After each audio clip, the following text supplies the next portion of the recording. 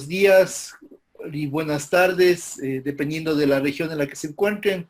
Tenemos este webinar presentado por el Programa de Estudios Europeos Jean Monnet de la Universidad Andina Simón Bolívar de Ecuador y de la Universidad de Concepción, que se refiere y va a tratar sobre un tema de coyuntura muy importante en la actualidad, que es la Unión Europea y las solidaridades de hecho en los tiempos del COVID-19. Justamente la ilustración nos da una visión muy interesante de cuál es la lógica de la visión de la Unión Europea frente al tema del COVID, una lógica de coordinación probablemente, una lógica de interés común o de interés nacional. Entonces, las presentaciones estarán orientadas en esa dinámica y en ese esquema en el que justamente se desarrollan estas relaciones. Hemos invitado a una serie de académicos suramericanos y europeos que en primera instancia somos investigadores del proyecto Jean Monnet sobre relaciones entre la Unión Europea y América Latina, que se encuentra a cargo justamente del Programa de Estudios Europeos de la Universidad de Concepción en Chile y de la Comisión Europea en Bruselas. Nuestros invitados, a quienes tenemos el gusto de contar en esta mañana tarde en el evento, son Paulina Astroza, quien es directora del Programa de Estudios Europeos Jean Monnet de la Universidad de Concepción en Chile, Gianluca Gardini, quien es director de la Cátedra de Negocios Internacionales y Relaciones Unión Europea-América Latina en la Universidad Erlangen-Nuremberg de Alemania. Hola, buenos días o buenas tardes a todos y a todas. Millán Requena, quien es coordinador del módulo europeo de Jean Monnet sobre derechos de los migrantes, fronteras de la Unión Europea y seguridad interna, valores de la Unión Europea y desafíos globales de la Universidad de Alicante en España. Buenas tardes y buenos días también a todos. Yo estaré como al mismo tiempo jugando un doble rol entre el moderador y una especie de presentador comentarista, diría incluso, dentro de la estructura del programa, para no hacerlo tan cargado y también para dar paso a ustedes a sus preguntas y a sus intereses sobre los temas que vamos a tratar.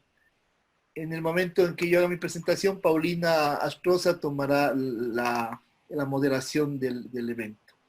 Les agradecemos mucho que sus preguntas las dirijan, sus comentarios los dirijan a través del chat que se encuentra habilitado. De igual forma, les invitamos a ustedes a que si quieren, si les interesa, se puedan presentar en el chat para que todos, tanto los participantes como los expositores, panelistas, sepamos quiénes son y dónde se encuentran en este momento.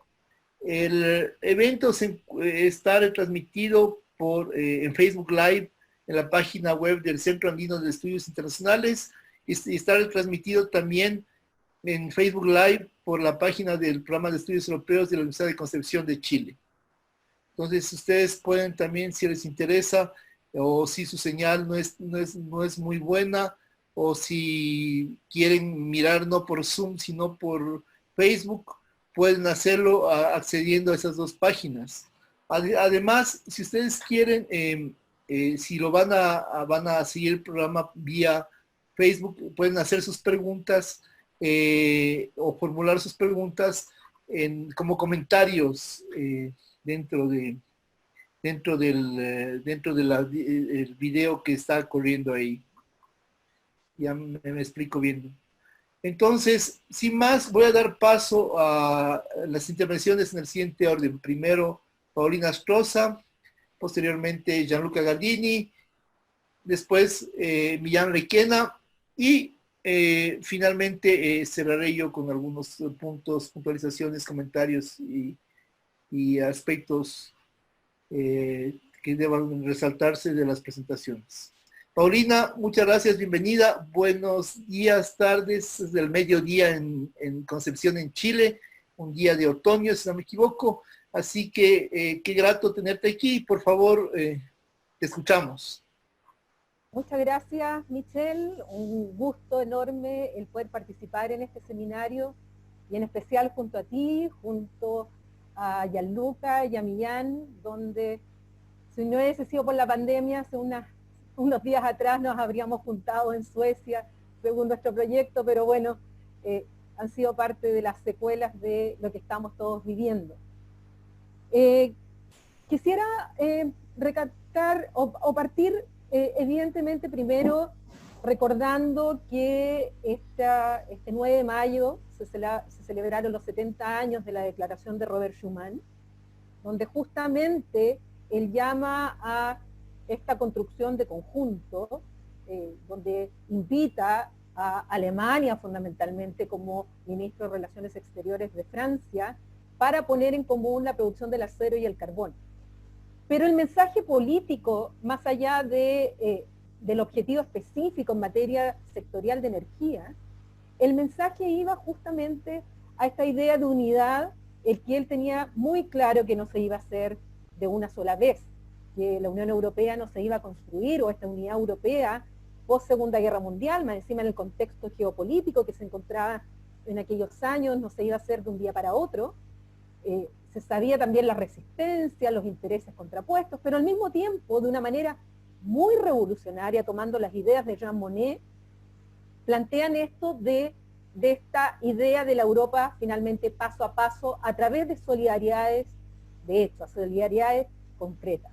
Y finalmente, si uno ve los 70 años que han pasado, efectivamente uno ve una Europa que se ha ido construyendo paso a paso, como una bola de nieve, al cual se han ido sumando cada vez más materias que los Estados miembros de la Unión han ido transfiriendo a las instituciones supranacionales, como al mismo tiempo manteniendo muchas competencias en el ámbito nacional, que por voluntad de los Estados no han compartido o no han transferido a las instancias supranacionales o supraestatales como son las que forman la Unión Europea.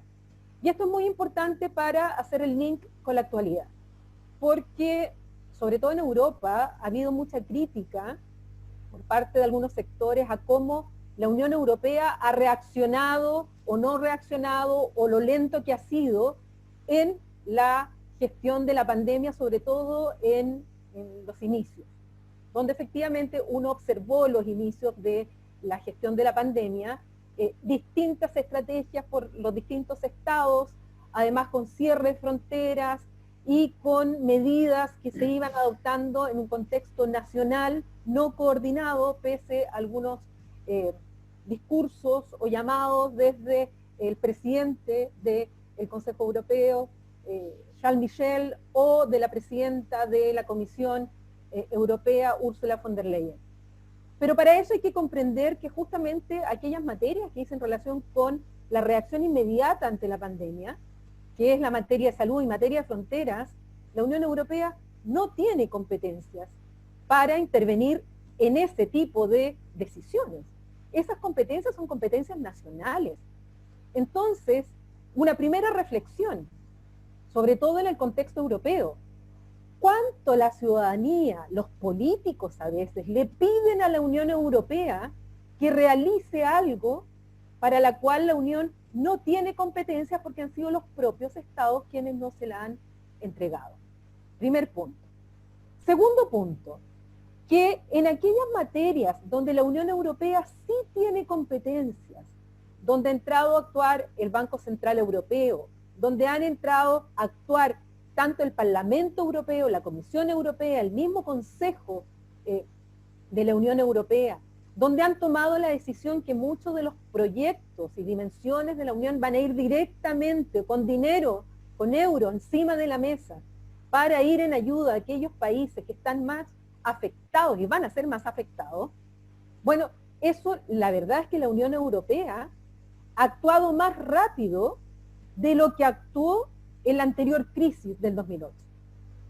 O sea, ciertas lecciones de estas solidaridades concretas, yo creo que las instituciones han ido aprendiendo de lo que les pasó porque claramente para la crisis del 2008-2009, que se agudizó el 2012-2013, donde casi la zona euro ella misma se vio muy afectada, bueno, ahí sí se demoraron mucho. Ahí sí las instituciones costó en avanzar. Entonces, también una reflexión respecto a ese punto. Por otro lado, esto que hablamos de las solidaridades de hecho y concreta, bueno, también es importante pensar cuánta la opinión pública está percibiendo que hay unidad o no hay unidad europea.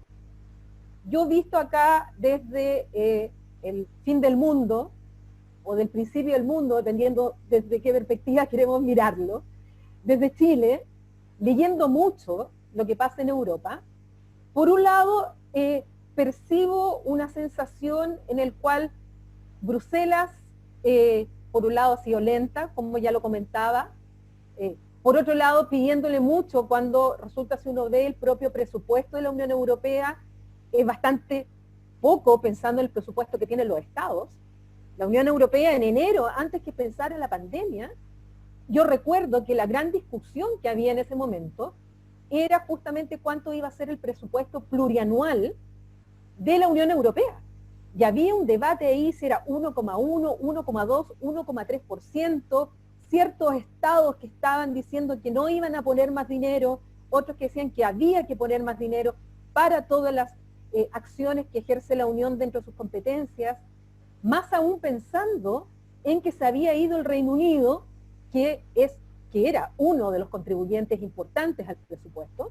Bueno, esa era la discusión en aquel momento, y resulta que hoy día, tras el impacto enorme que ha tenido la pandemia en Europa, hoy día ya los estados tienen súper claro que al menos un 2% de presupuesto tendrán que negociar. Y el Parlamento Europeo, a su vez, está diciendo, ya lo había dicho en enero, lo ha vuelto a decir ahora, que si los estados, sobre todo aquellos que tienen mayor poder de poner dinero sobre la mesa, en esta unidad y solidaridad de hecho, solidaridad que es uno de los valores que ha estado entre los principios de los tratados constitutivos de la Unión, bueno, hoy día se está poniendo a prueba también, y por lo tanto se está diciendo, bueno, hoy, si no es ahora, ¿cuándo? Se habla de este plan Marshall para Europa. Escuchaba en una entrevista anterior al propio vocero del Parlamento Europeo decir que la cantidad de dinero que se está moviendo hoy día en Europa, a través de los distintos instrumentos que la Unión Europea ha ido aprobando paulatinamente, supera con creces lo que fue el plan Marshall en 1948. O sea que de verdad se está poniendo encima de la mesa una cantidad de dinero para enfrentar los efectos económicos, sociales y evidentemente políticos que en Europa ya tienen meridianamente claro, porque hay muchas incertezas y hay mucha inseguridad todavía desde muchos puntos de vista, que van a llegar y ya se están produciendo en Europa. Pero al mismo tiempo uno ve en la prensa a veces a las propias instituciones de la Unión en pugna, o al menos en choques, o uno ve a las instituciones en choque con los Estados miembros, o entre Estados miembros. Entonces a veces vemos esto que en la prensa habla de los estados frugales, por un lado, y que por otro lado a los estados que están pidiendo mayor ayuda, que están pidiendo más dinero, sobre todo con el tema de la mutualización de la deuda, y se ve ahí un cierto choque o roce que trasciende a la opinión pública. Por otro lado, vemos también al Parlamento Europeo que también le dice al Consejo de la Unión Europea, al Consejo Europeo, le dice también a la Comisión, bueno, si el presupuesto no cumple con las expectativas que necesitamos, nosotros lo vamos a rechazar, que es una de las atribuciones que tiene ahora el Parlamento Europeo. Vemos también ahí una cierta fricción. Vemos también que hoy día, tras una sentencia del Tribunal Constitucional alemán, hay un tema jurídico-político de dimensiones importantísimas hoy día. Yo no voy a entrar al detalle de esa sentencia porque además en el contenido también me supera por los temas que dicen relación con la parte económica y con el rol del Banco Central Europeo. Yo no soy economista, pero yo lo estoy pensando desde el punto de vista jurídico, desde el punto de vista político, de esta tensión que también se viene a sumar en relación a la primacía del derecho europeo por sobre el derecho nacional, con una sentencia del tribunal alemán, Tribunal Constitucional alemán, donde pone como preeminente respecto de una de las medidas adoptadas por el Banco Central Europeo a su constitución. Y ese es un tema jurídico, político, de verdad de importancia y que pudiera tener además efectos. Ya la Corte de Luxemburgo también ha contestado, y la Comisión Europea también, pero incluso la presidenta Ursula von der Leyen ha anunciado que podría denunciar, o sea, iniciar un procedimiento en contra de Alemania por no cumplir justamente con una sentencia del Tribunal de Luxemburgo.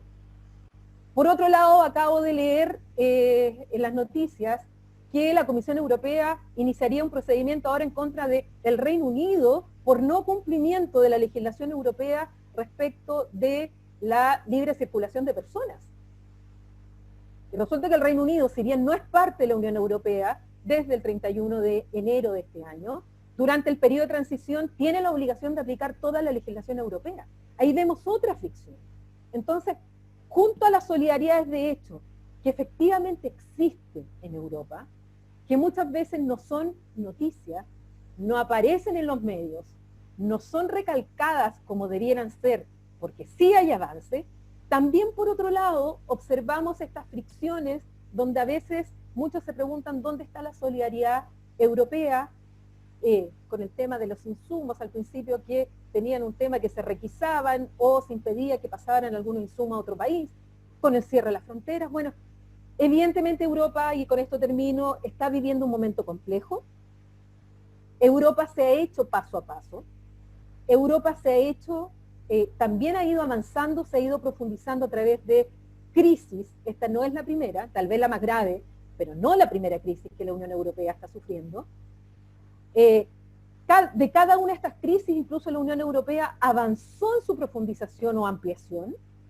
Muchos nos preguntamos si esta crisis va a significar un nuevo impulso a la integración o por el contrario el modelo se agotó de avances vía crisis y golpes. Y también dentro de este contexto evidentemente ninguno de los estados, ni los desarrollados, ni los en vía de desarrollo, pese a la evidencia, pese a los informes, pese a las alertas, estábamos preparados para una pandemia con los efectos que está teniendo la actual. Con eso cierro, para después preguntas o intercambiar algunos comentarios con mis queridos colegas del panel. Muchas gracias. Muchas gracias, Paulina. Muy claros tus puntos sobre las competencias de la Unión Europea y la capacidad de acción. Vamos a ver ahora una perspectiva de Gianluca Gardini. Creo que había indicado que iba a ser desde las relaciones internacionales. Gianluca, bienvenido. Muchas gracias, Michel. Un placer realmente tener esta oportunidad para intercambiar ideas con ustedes, con los colegas y también con todos los amigos del público que nos están siguiendo desde América Latina y desde Europa. Lo que yo voy a tratar de hacer es combinar un poco el título de este seminario, es decir, la solidaridad, énfasis en la solidaridad, con lo que estaba mencionando Paulina, una solidaridad de hecho. Y luego me gustaría, como justamente mencionaste vos, Michel, concluir con algunas consideraciones sobre las teorías de las relaciones internacionales. Nosotros los académicos y sobre todo los internacionalistas, bueno, nos acusan bastante a menudo de ser demasiado abstracto, demasiado lejos de la realidad. En la primera parte de mi pequeña discusión voy a demostrar que la solidaridad de hecho en Europa existe, y en la segunda voy a demostrar que las teorías de las relaciones internacionales tienen una función y un impacto muy concreto para explicar lo que está sucediendo hoy en la Unión Europea y de forma más amplia a nivel internacional. Entonces, primeramente, cuando hablemos de solidaridad de hecho, ¿cuáles son los hechos? El primer hecho ya lo demostró Paulina. Muy lamentablemente, hay una brecha muy grande entre la realidad y el control del discurso. Hay una percepción, sobre todo en el público, en la gente con que uno se encuentra en la calle, que la Unión Europea es lenta, ineficiente, no está haciendo mucho, es súper dividida. Pero esto es solo una parte del cuento, ni siquiera la parte fundamental. Y cuando hablemos de hecho, mencionemos los hechos. Porque es verdad que la Unión Europea en una primera fase se encontró medio confundida, no estaba preparada. Pero muy sinceramente, ¿quién estaba preparado para hacer frente a la crisis del COVID-19? Nadie, en ninguna parte del mundo. Y a pesar de eso, en la primera fase, en la fase emergencial, la Unión Europea preparó una iniciativa de inversiones como respuesta al coronavirus de 37 billones de euros. Sin ni siquiera pensarlo, 37 billones de euros. ¿Okay? Para contener la difusión del contagio, para ayudar sobre todo a las pequeñas y medianas empresas y para contener la crisis de desempleo. Entonces, sin ni siquiera reflexionar, ya la Unión Europea adoptó un paquete de 37 billones, no millones, billones de euros. Después de unas semanas, no estamos hablando de meses o años, estamos hablando de unas cuantas semanas, la Unión Europea preparó varios paquetes de ayuda para los Estados miembros, solidaridad de hecho hacia dentro de la UE, y varios paquetes de ayuda también para los estados extraeuropeos, para los socios internacionales. Entonces, no estamos hablando de una solidaridad interesada solo hacia los miembros, sino estamos hablando de una solidaridad compartida con el resto del mundo, según lo que dijo Robert Schuman. Otra vez, déjenme por favor mencionar algunos datos, porque si no, no tenemos una idea clara del tamaño que se tomó, del tamaño del compromiso que tomó la Unión Europea. El programa SURE, seguro, son cientos billones de euros más para los Estados miembros en forma de préstamos con condiciones favorables. Entonces, condiciones que no son condiciones de mercado normales. Tenemos una reorientación del presupuesto ya establecido hasta prioridades que surjan por el coronavirus. Tenemos reglas de flexibilidad presupuestaria a nivel de Estados miembros y entonces las reglas comunitarias se pueden flexibilizar y se estima que el monto a disposición de los Estados miembros puede llegar a 330 billones de euros adicionales. Tenemos el mecanismo de estabilización europea de 240 billones de euros más. Tenemos otras medidas para garantizar la liquidez de los Estados miembros, de sus bancos, y estamos hablando de 2.450 billones de euros. Y además tenemos el Banco Europeo de Inversiones, que ya ha puesto a disposición de los Estados miembros 200 billones de euros más, por un total de 3.390 billones de euros. Esto es solidaridad de hecho. Además, hay solidaridad hacia los países extraeuropeos. Estamos hablando de una reorientación de recursos ya otorgados por la Unión Europea de más de 15 billones de euros. Entre ellos, tenemos 3,25 billones para África, 25 millones para la Organización Mundial de Salud y tenemos, entre otras cosas, 918 millones, lo que quiere decir casi 1 billón de euros para América Latina, para ayudar a América Latina a hacer frente a la crisis del coronavirus del COVID-19. En total estamos hablando de más de 4.000 billones de euros. Esto se llama solidaridad de hecho esto se llama decisión rápida. Si uno considera los tiempos de la política, estas son decisiones rápidas. Bueno, paso ahora a la relevancia de la teoría de las relaciones internacionales. Por supuesto, la teoría de las relaciones internacionales no nos va a dar una vacuna contra el virus, no nos va a solucionar los problemas de la pequeña, mediana, grandes empresas ni de los conglomerados. Pero nos ayuda a entender por qué el proceso de decisión a nivel de estados y también a nivel europeo está tan complejo. La primera cuestión es justamente la tensión que siempre hay y que es muy evidente dentro de la Unión Europea entre dos principios. El principio de solidaridad y el principio de responsabilidad. Ser solidario está bien, pero tenemos que ser responsables y usar bien la plata. Esta es una crisis, pero es también una oportunidad. El carácter que los chinos usan para la palabra crisis es el mismo carácter, casi parecido al carácter que usan para la palabra oportunidad. Pero para aprovechar de una crisis y volverla en una oportunidad tenemos que ser responsables. En dos sentidos. Primero, hacer un uso responsable de los recursos, usarlos bien. Eso es lo que la Unión Europea pide a sus Estados miembros.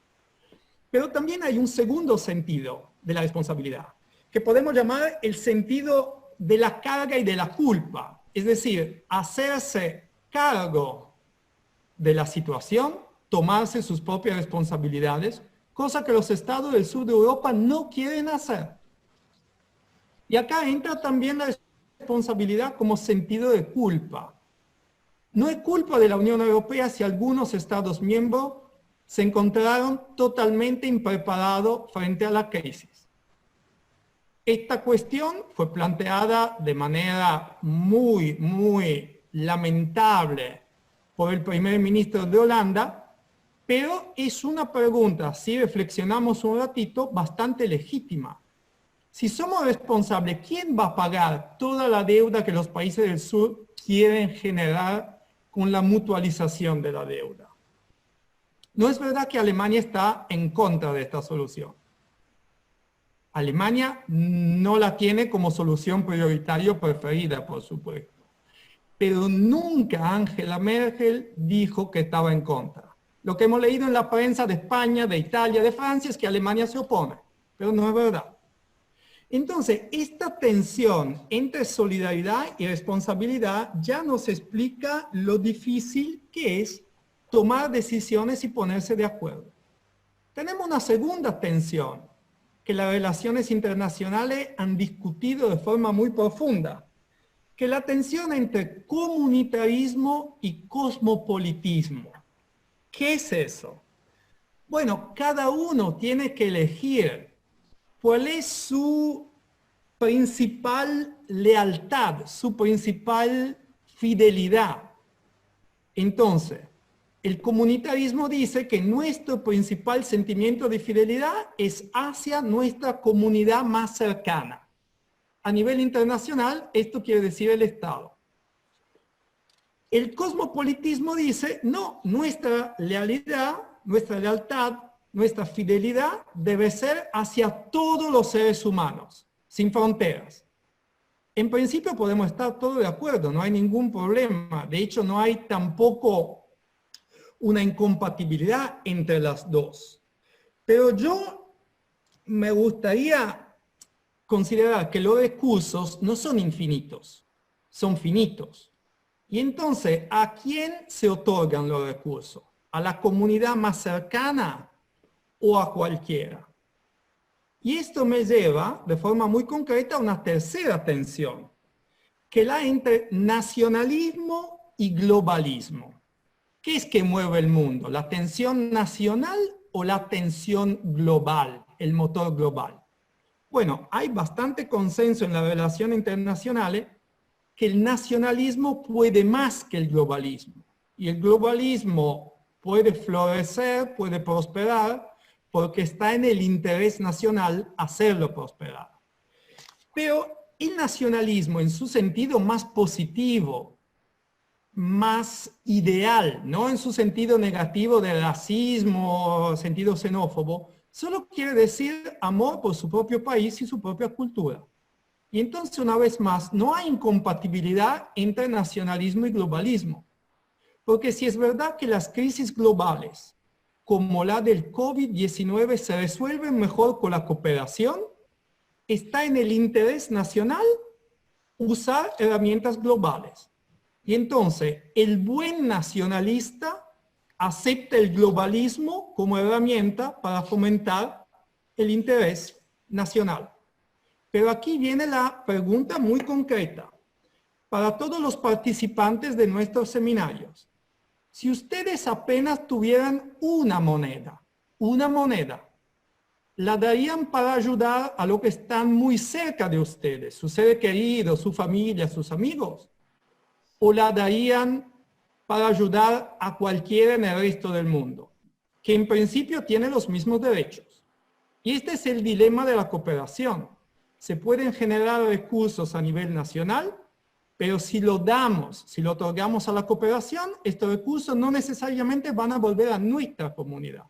Podrían desviarse hasta otra comunidad.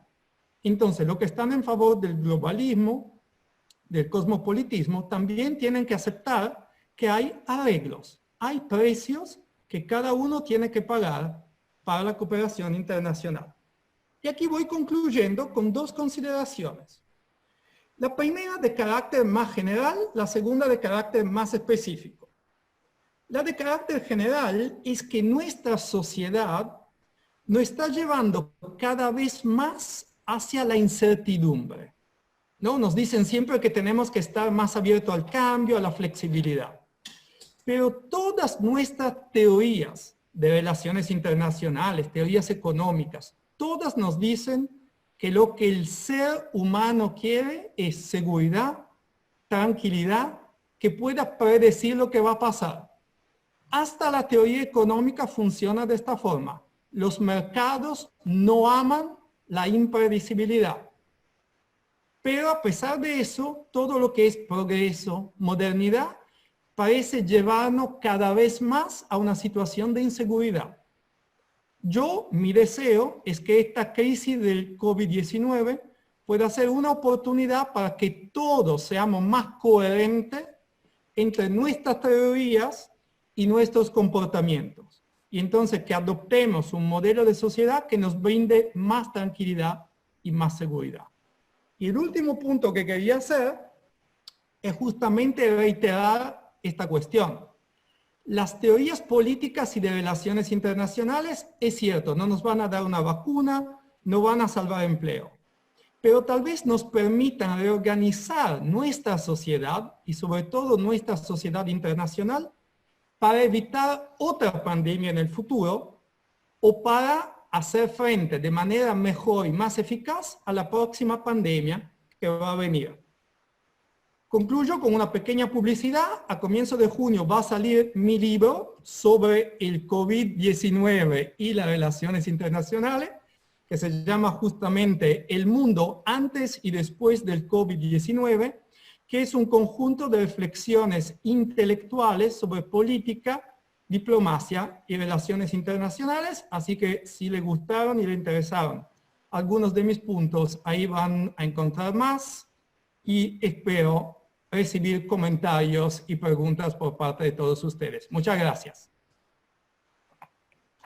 Muchas gracias, Gianluca Gardini, por la interesante presentación, muy estructurada, que nos deja varios elementos para entender el contexto y justamente el alcance que tiene esta visión de la solidaridad de hecho en primera instancia, y después de la capacidad de acción y el real contexto que tiene la Unión Europea en la estructura de las relaciones internacionales en esa interesante confrontación.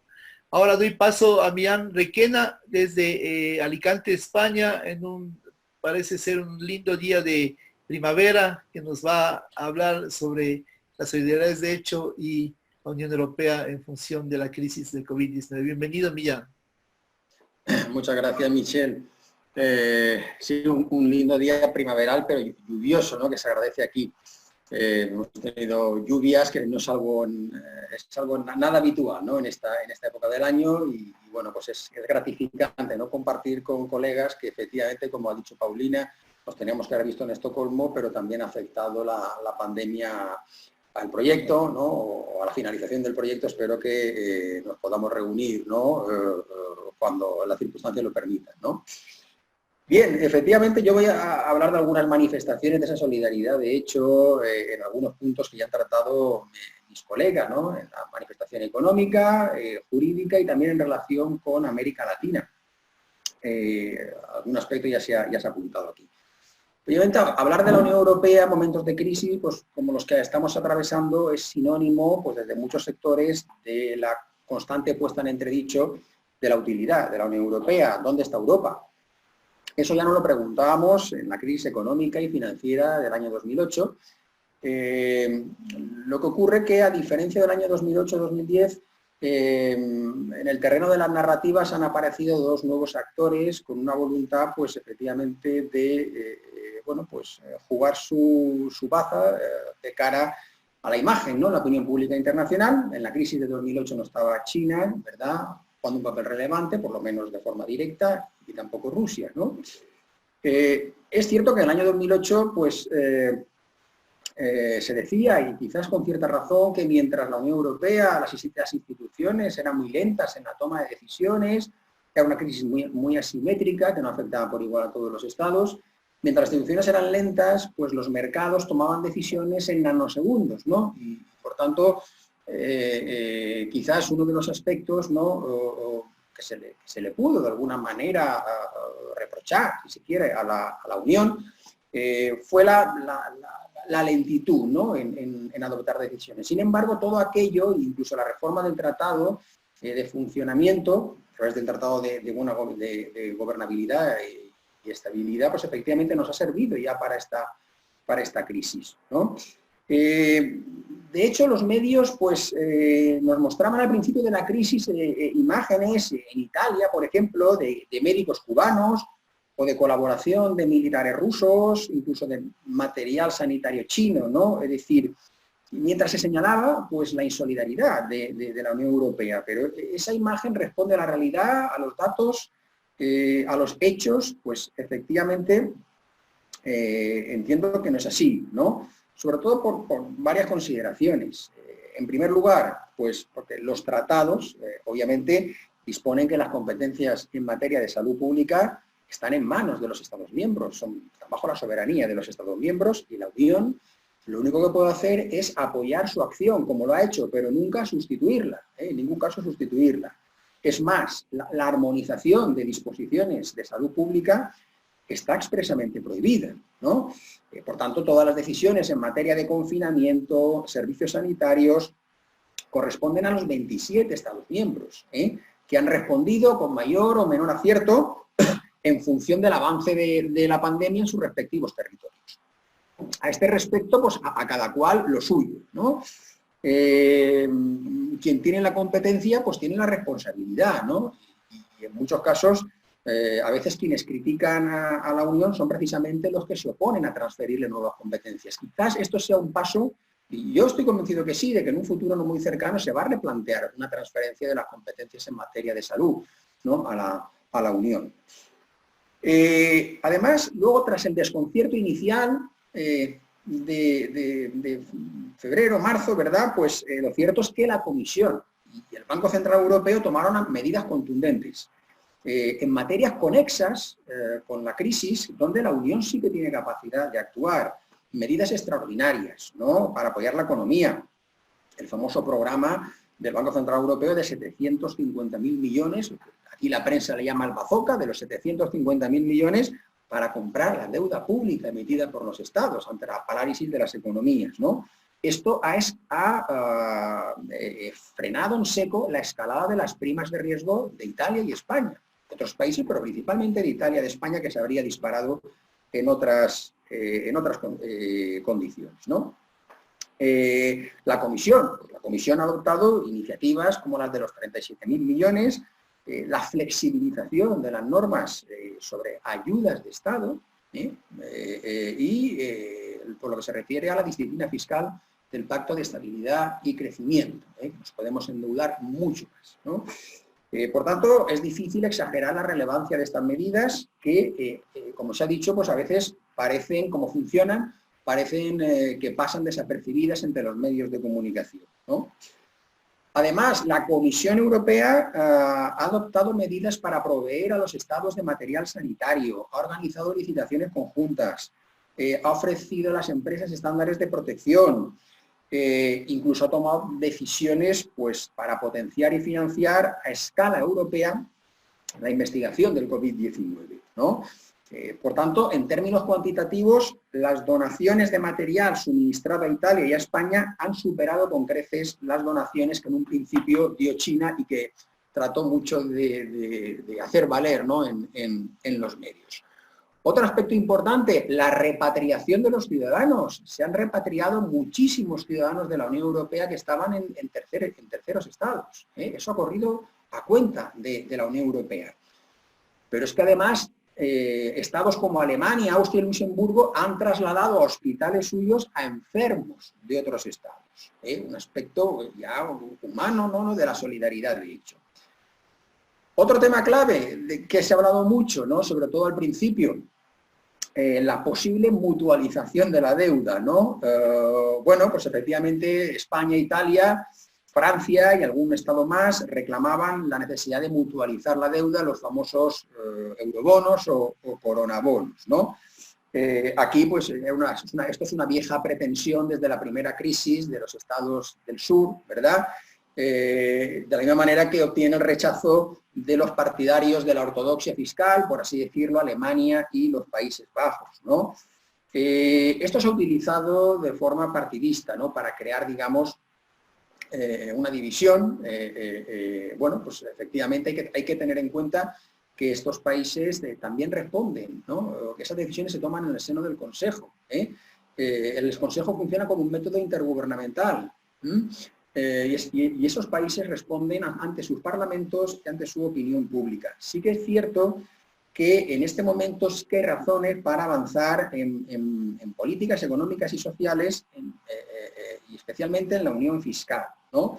De hecho, como ha señalado Gianluca, en este momento Alemania, Angela Merkel, no se opone radicalmente a la emisión de eurobonos, ¿no? Incluso se ha abierto, por ejemplo en España, que era uno de los estados que de forma más, que digamos se provocó un desencuentro, ¿no? Importante con el primer ministro Rutte de Países Bajos, no se ha planteado una cuestión que está en los tratados como es la cooperación reforzada. Como se ha hecho con la Fiscalía Europea, se ha creado una Fiscalía Europea por parte de un grupo de estados en el marco de la cooperación reforzada. Hacen falta 9, pero está abierta a que se sumen más. Se podría mutualizar la deuda como un primer paso en el marco de la cooperación reforzada. Y como también se va a hacer, por ejemplo, como el famoso impuesto sobre las transacciones financieras, la tasa Tobin, ¿no? Y aquí ya digo que Alemania no se opone radicalmente. Por tanto, bueno, pues además el Fondo de Garantía de Inversiones, el MEDE, que ya lo teníamos de la crisis anterior, ¿no? Es cierto que la Unión Europea no es perfecta, no resolverá todos nuestros problemas, ¿no? Pero tampoco lo resuelven nuestros estados, ni nuestras entidades subestatales, ni municipalidades, ni regiones, ¿no? Incluso en mi propio país, en España, no podemos presumir de solidaridad interterritorial, precisamente ahora que estamos en fase de desescalada. Desde luego, lo que hay que combatir en el plano de las narrativas es que juzgar y a veces condenar 70 años de exitosa integración, es decir, un periodo único en la historia europea y de la humanidad, donde efectivamente pues, gozamos de una paz y prosperidad impensable. Es decir, hasta la declaración, pensemos que hasta la creación de las comunidades, Francia y Alemania se habían declarado la guerra en 100 años 3 veces, por el carbón y el acero, ¿no? Por tanto, alentar el euroescepticismo, trasladando a la Unión, a Bruselas, culpas que no le corresponden, o decir que no ir hacia adelante con los eurobonos supone una insolidaridad, pues es desde luego una irresponsabilidad y una simplificación muy importante, ¿no? Otro aspecto que quería hacer referencia, efectivamente, es a la solidaridad también ad extra, ¿no? Por supuesto, la Unión Europea aquí sí que, ya lo ha dicho, lo ha apuntado Gianluca, también está dedicando un importante, ¿no? Pues un importante número de recursos para apoyar, ¿no? a terceros estados en función de su estrategia, ¿no? Y aquí sí que debe, a mi entender, tomar en cuenta América Latina, ¿no? Al menos en las decisiones geopolíticas que adopta. Bueno, de los 15.600 millones es cierto que tiene la Unión para destinar internacionalmente a apoyar la lucha contra el COVID-19, pues 918 van hacia América Latina. En el caso de América Latina, pues las necesidades pues ahora mismo son inmensas. Por ejemplo, una cuestión que yo veo comparativamente respecto a la Unión Europea es el cierre coordinado en el marco Schengen, la restauración coordinada de los controles fronterizos. Pensemos si cada Estado miembro abriera sus fronteras a su leal saber y entender en función del desarrollo de la pandemia, pues efectivamente podría provocar, ¿no? Pues un mayor número de contagios, ¿no? En función de sus necesidades nacionales. No va a ser así, ¿no? Si se va a llevar a cabo primero la restauración de los controles fronterizos y luego una progresiva, pues, levantamiento de esos controles de manera coordinada. Mientras se ha restringido la libre circulación de personas, en cambio la libre circulación de mercancías que ha suministrado a toda la Unión Europea de productos básicos, ¿no? para el consumo, ¿verdad? Agrícolas, ganaderos, etcétera, pues ha funcionado perfectamente. Es otro aspecto a destacar. El tema de la coordinación de las fronteras, pues es muy importante. Si lo comparamos con América Latina, donde las medidas varían mucho de un estado a otro, no es comparable las medidas o la ausencia de ellas que está adoptando Brasil con las de otros países que en un primer momento han adoptado un confinamiento, ¿no? Bastante severo. Brasil, por ejemplo, tiene frontera con casi todos los estados de Latinoamérica, no lo tiene con Chile y Perú, creo. Y las medidas que ha adoptado, efectivamente, o la ausencia de ellas, pues puede ser un foco, ¿no? de contagio. Esa coordinación que sí que tenemos en la Unión Europea, donde hay estados con un nivel de contagio superior, donde la pandemia ha afectado más, el caso de España o de Italia, ¿verdad? Nuestro vecino Portugal es un caso muy distinto al nuestro, ¿verdad? Pero aún así la coordinación pues es muy relevante en este sentido. Y bueno, América Latina, ya para acabar, ya lo dejo al turno de preguntas. Uno de los riesgos sería, por parte de la Unión, no apoyar suficientemente a América Latina, ¿no? Efectivamente, hay un drama con ciertos países de renta media, como se señalaba de la Secretaría General Iberoamericana, estados con servicios públicos frágiles, ¿no? O con importantes franjas de economía informal que requieren, digamos, una ayuda pues, potente por parte de la Unión Europea. Y bueno, pues la Unión Europea, desde luego, con España al frente, aquí al menos hay un valor importante, que es el alto representante de la PES, el señor Borrell, español, pues efectivamente es un valor, ¿no? para intentar, digamos, enfocar, ¿no? a América Latina en ese mismo espacio transatlántico, ¿no? Y por tanto la Unión debe proyectar la solidaridad de manera firme con América Latina, en el sentido de que pues, tenemos la misma comunidad de intereses y los mismos valores, ¿no? Bien, por tanto, esto era lo que quería apuntar en esta primera fase de la intervención. Le dejo el paso a mi colega Michel de Vic. Muchas gracias. Muchas gracias, Millán. Muy interesantes los puntos. Y sobre todo esta última parte que tiene que ver con América Latina y el Caribe. Creo que es algo bastante clave y creo que ya hay algunas preguntas que han llegado vía el chat que tenemos activado y también hay otras preguntas que están planteadas a través de Facebook, Sí. que también las vamos a después a plantear. Yo solo quiero hacer un par de precisiones en relación al tema que nos convoca. Primero, saludar a la Unión Europea por su 70 aniversario, el 70 aniversario de la Declaración Schuman, que fue este 9 de mayo. Estos eventos normalmente están orientados están motivados a justamente reflexionar sobre los temas de la Unión Europea y los contextos de coyuntura global y de coyuntura también europea. En el tema de las solidaridades, de hecho, lo que más nos ha llamado la atención y por eso pusimos al evento como tema la solidaridad, de hecho, es que justamente, como lo decía Robert Schuman, estas son la base de la creación y de la estructura de la Unión Europea. Estas solidaridades, de hecho, son las que permiten que haya esta cohesión y esta interacción entre los estados y que los estados puedan y tengan capacidad de interactuar entre sí, ¿no? Justamente estas solidaridades, de hecho, son las que permiten que la calidad de Estado miembro, parte del bloque europeo, comparta una serie de valores comunes y así también el deber de asistencia y de cooperación a las diferentes crisis que se presentan dentro de la estructura europea. Entonces, no cabe duda que la capacidad, tal como ustedes lo han señalado, la capacidad que tiene Europa para establecer y definir una serie de competencias y diferenciar claramente las competencias que tienen los Estados miembros de las competencias que tiene la estructura como un solo bloque, se encuentran bien determinadas, no son conocidas necesariamente por toda la gente. Creo que en Europa mismo existe el problema de que estas competencias, esta capacidad de atribución de competencias tampoco es muy conocida por todos los ciudadanos europeos, y eso da como resultado que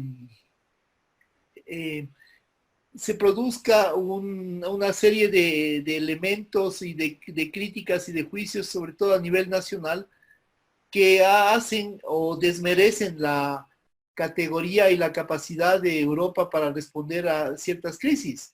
La prensa se ha hecho eco, sobre todo, por ejemplo, como lo señaló Millán, de la llegada de los médicos cubanos o de la llegada de la asistencia de Rusia o de China para hacer frente. Y se ha hecho menos eco tal vez de la capacidad que ha tenido la Unión Europea, fundada en estas solidaridades, de hecho, fundada en esta lógica de asistencia y de vinculación de los estados con el bloque, crear, por ejemplo, estos mecanismos financieros que son parte de la asistencia, que son parte de la ayuda, crear estos mecanismos también de asistencia y de cooperación en los temas de salud, que si bien es cierto no son parte de su competencia como directa como unión, pero que sí tiene un deber de cooperación y de coordinación como estructura comunitaria. Entonces, aquí lo que a mí me llama la atención, y siempre desde fuera de la Unión Europea nos llama bastante la atención, es que se presenta un bloque muy problemático. Por ejemplo, cuando se resalta el hecho de que estas solidaridades, de hecho, no se dan cuando el primer ministro de los Países Bajos no quiere dar paso en una reunión del Consejo a que se establezca un mecanismo de solución financiera o de salvamento financiero. Entonces se resalta ahí la falta de solidaridad europea. Es un tema que los medios lo sacan y lo aprovechan y lo explotan. Y obviamente eso es lo que se difunde en función de la capacidad de gestión de la Unión Europea.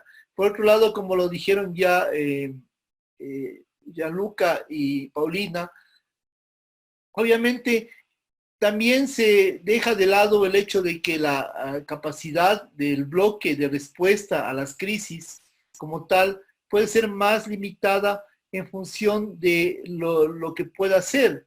Es decir, el bloque como tal vez no tenga una visibilidad real en el momento preciso de la crisis, pero sí a lo largo de lo que se produce la crisis y sobre todo después de que la crisis ya ha hecho su efecto, tiene una capacidad de resolver y de establecer mecanismos que en base a estas habilidades, de hecho, los Estados miembros van a poder responder con más capacidad, no solo nacional, sino comunitaria, a cualquier tipo de crisis, no solo crisis de salud, pueden ser crisis monetarias, crisis en la estructura de la agricultura, que son elementos en los que se refleja esta solidaridad de hecho.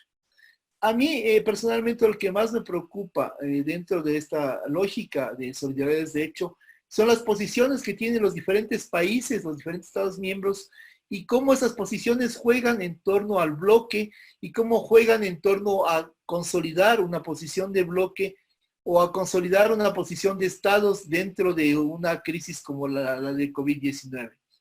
Lo que quiero decir con esto es que, por ejemplo, hay países que de los que no se ha escuchado mucho cómo llevan su gestión de política de salud pública para combatir o para limitar los efectos de esta pandemia, como por ejemplo países que serían un poco, digamos así, entre comillas, aunque suene políticamente incorrecto, marginales dentro de la estructura, el caso de Bulgaria, el caso de Rumanía, el caso incluso de Eslovenia, que es un país que tiene fuertes vínculos con Austria y con Alemania dentro de la estructura económica.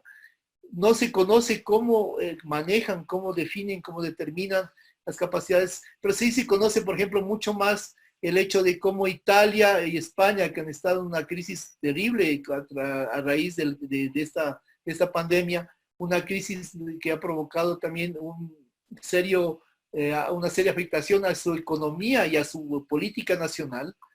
Se conoce mucho más cómo estos países han respondido o han tenido una capacidad más limitada de respuesta a la crisis. Entonces, en ese sentido, lo que quiero decir es que no hay el mismo peso de conocimiento en función de las diferentes acciones nacionales que se dan en el marco del bloque. Entonces, esto no nos permite tampoco valorar o no nos permitiría tener unos criterios claros para entender cómo el bloque y sus estados miembros están respondiendo necesariamente como una sola estructura al tema, desde la posición nacional, desde la política nacional de salud o desde la política comunitaria que puede hacer frente tanto a través de medidas que tienen que ver con carácter económico o con carácter político o con carácter de cooperación.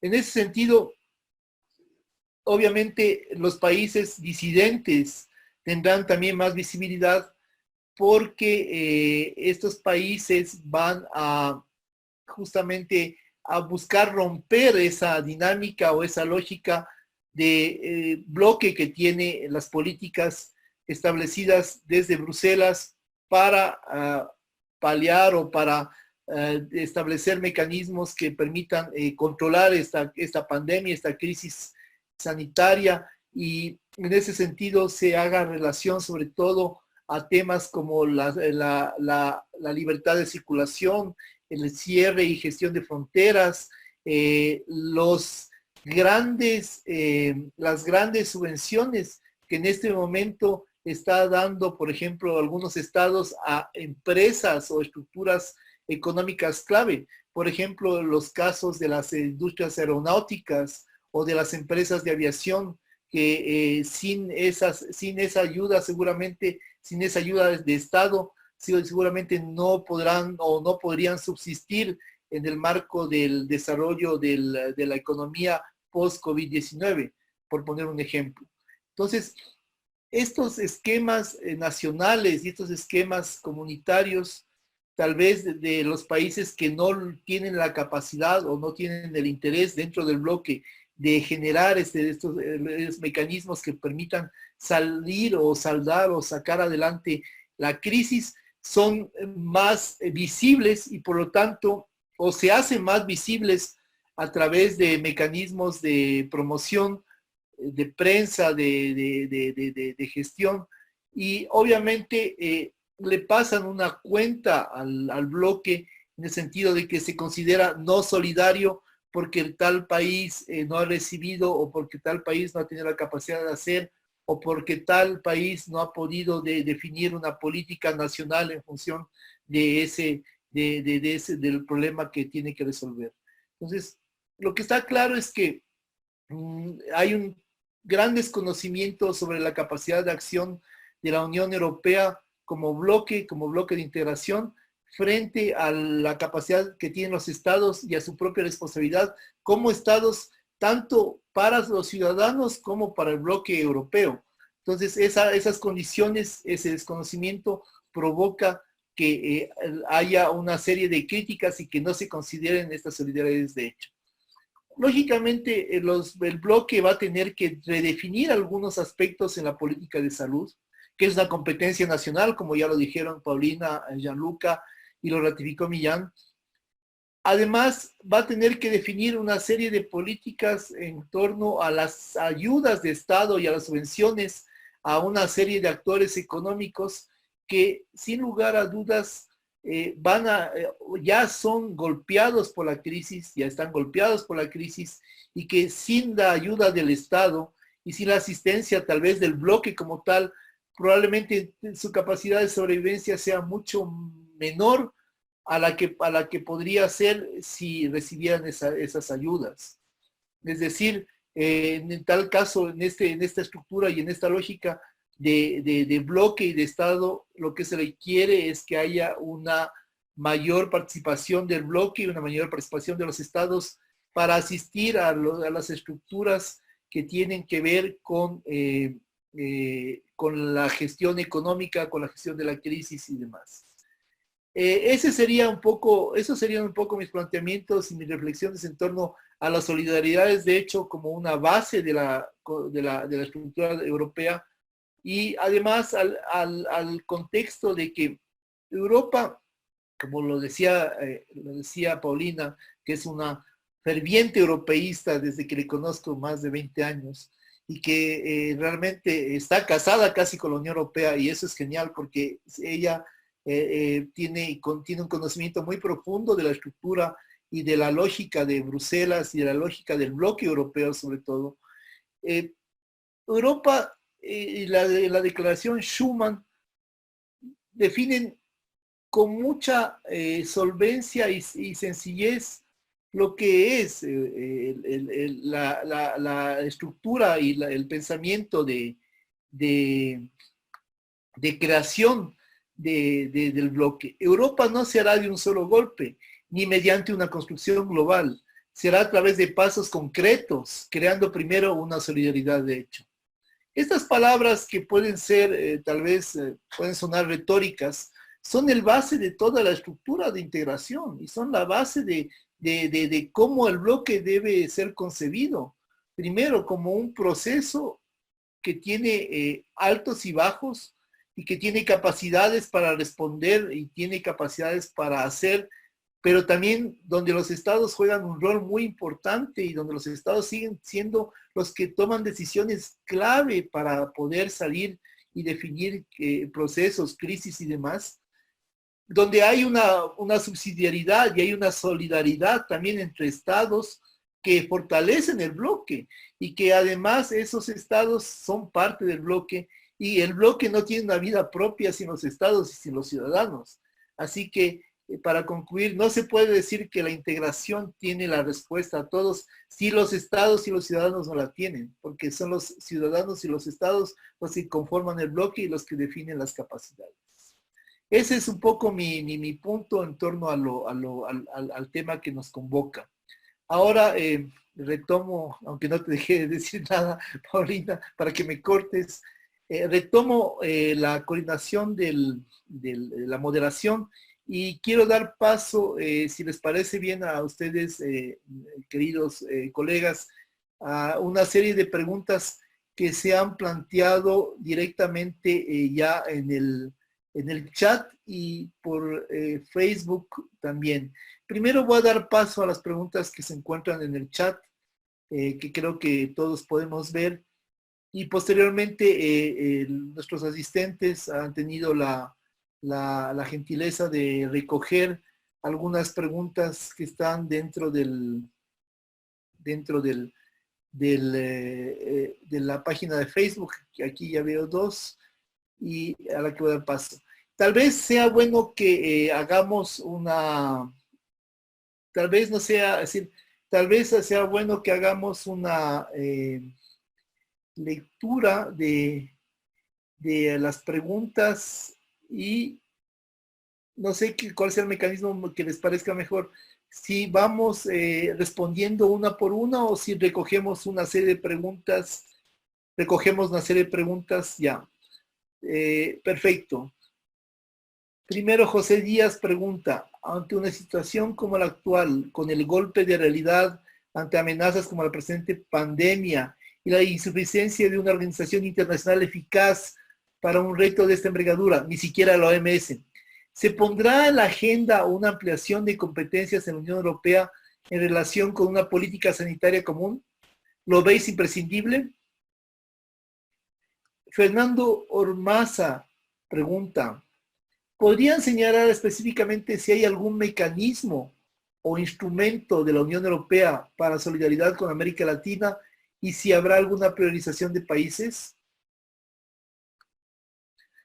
Juan Carlos Aguirre también pregunta, si hay un reforzamiento del rol del Estado-Nación, ¿es posible pensar un auge de líderes populistas en el futuro?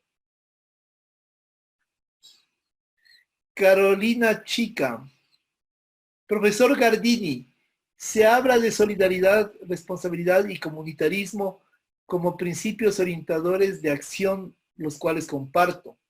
Pero en las Américas veo la militarización de fronteras, mensajes discriminatorios hacia migrantes, políticas discordantes. ¿Son dichos principios aplicables en nuestro contexto? ¿Es posible la solidaridad intra-latinoamericana cuando nuestros países parecen estar tan solo resistiendo social y económicamente a la crisis? Ana Paredes pregunta, ¿cuáles son los actores y agentes que consideran serán clave en la futura gestión de la recesión?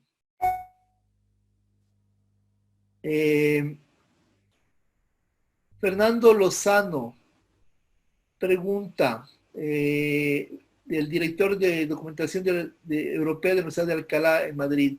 ¿Consideran los panelistas que la Unión Europea debería iniciar una investigación sobre el origen del COVID-19 para adoptar, llegado el caso, las correspondientes sanciones económicas contra quien corresponda? Bueno, tenemos una serie más de preguntas. No sé si leemos todas o comenzamos a responder ya este bloque. Empecemos con esta. Ya, entonces... Hay varios temas. Sí, hay varios temas ahí realmente, hay una serie de temas. Entonces, comenzamos con estas y después hay unas pocas más que quedan ahí pendientes para una segunda ronda. Bueno, sus criterios, si quieren vamos, Paulina, contigo y seguimos con Gianluca, con Millán.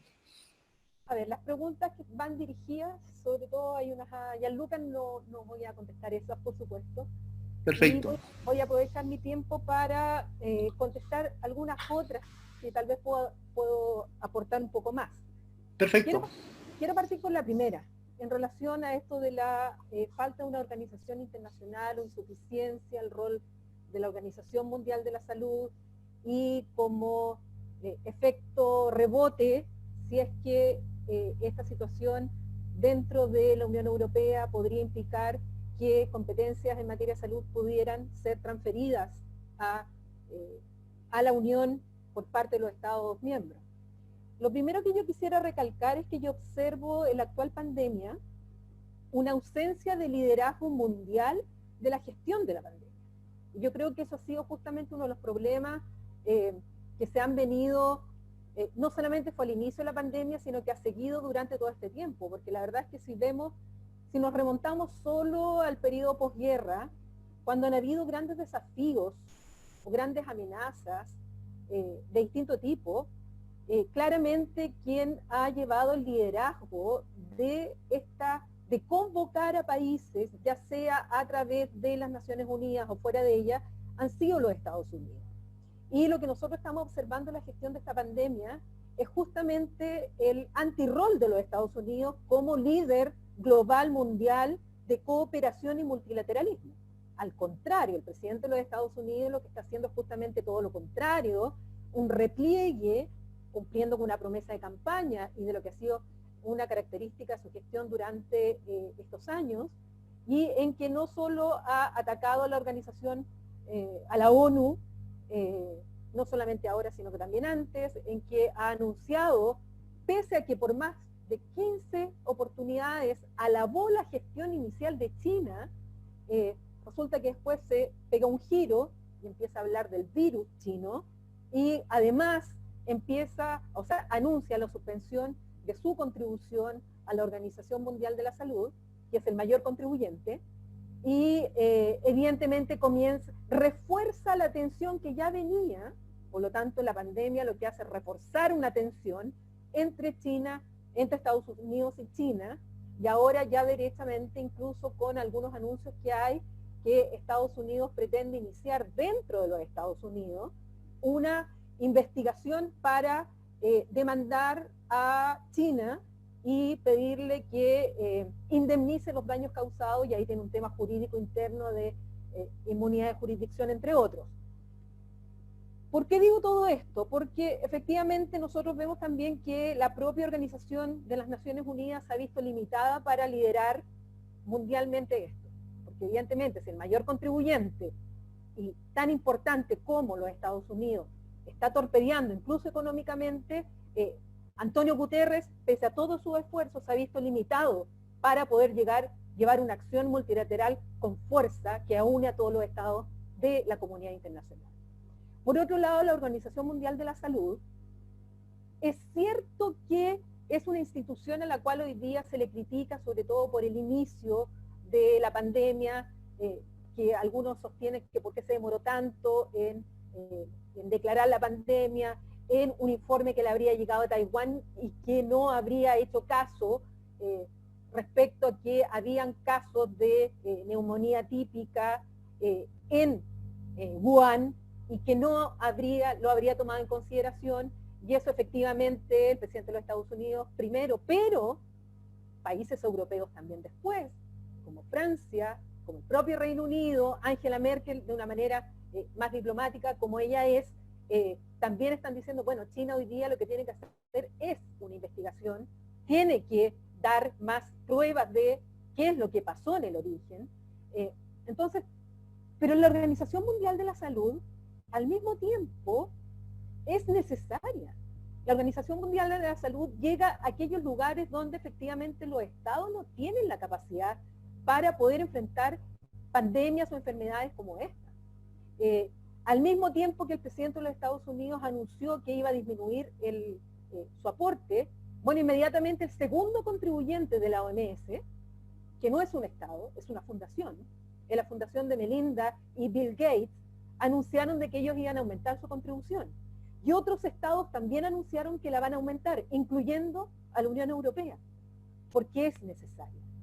Porque es justamente una instancia que habrá que reformarla, habrá que repensarla, habrá que ver en qué fallaron en algunos temas, pero que es absolutamente necesaria, sobre todo para los países más pobres y a los cuales su propio Estado no tienen la capacidad de gestionar ningún tipo, ni esta gran pandemia, ni enfermedades u otros desafíos de este tipo.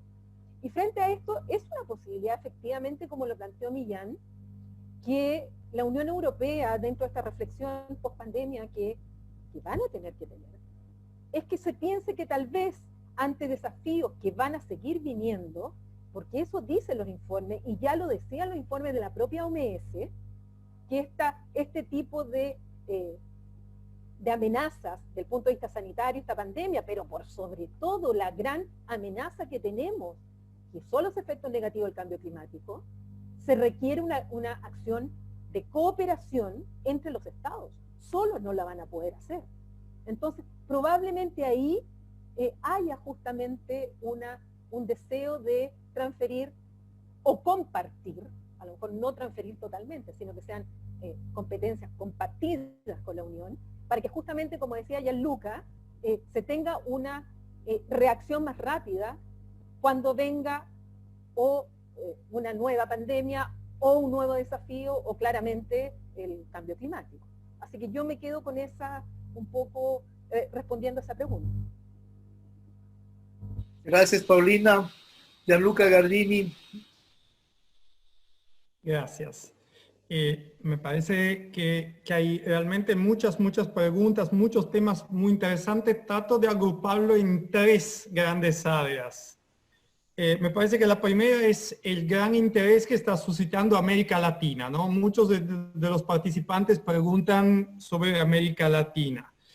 Me acuerdo de una pregunta sobre si hay un mecanismo específico de la UE para América Latina. No, todavía un mecanismo específico no, pero hay una línea presupuestaria específica para América Latina. Además, me permito agregar que sí hay áreas prioritarias. La UE ya destinó 8 millones de euros a la Agencia de Salud Pública del Caribe, por ejemplo. 9 millones de euros a la Cruz Roja Internacional y a la Organización Panamericana de Salud. Hay un programa especial para apoyar países débiles y con dificultades institucionales.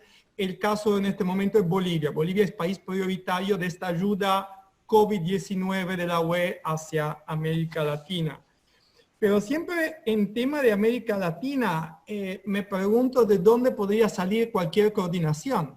El regionalismo latinoamericano está en crisis a cualquier nivel. La CELAC está parada. La UNASUR ya casi no existe o existe solo en papel. ALBA, ni hablar. ¿Qué más queda? Mercosur, que vive en crisis perenne, básicamente. Entonces, ¿de dónde podría salir una respuesta de bloque? Yo me pregunto. Paulina justamente dice, no tenemos un liderazgo a nivel internacional, tampoco lo tenemos a nivel latinoamericano, porque los países que en principio lo podrían tener, bueno, Brasil, mejor no hablar. México tiene una posición por lo menos ambigua en esta fase y con una política exterior no totalmente definida en ningún sector por la administración de López Obrador. Entonces, habrá seguro una falta de liderazgo.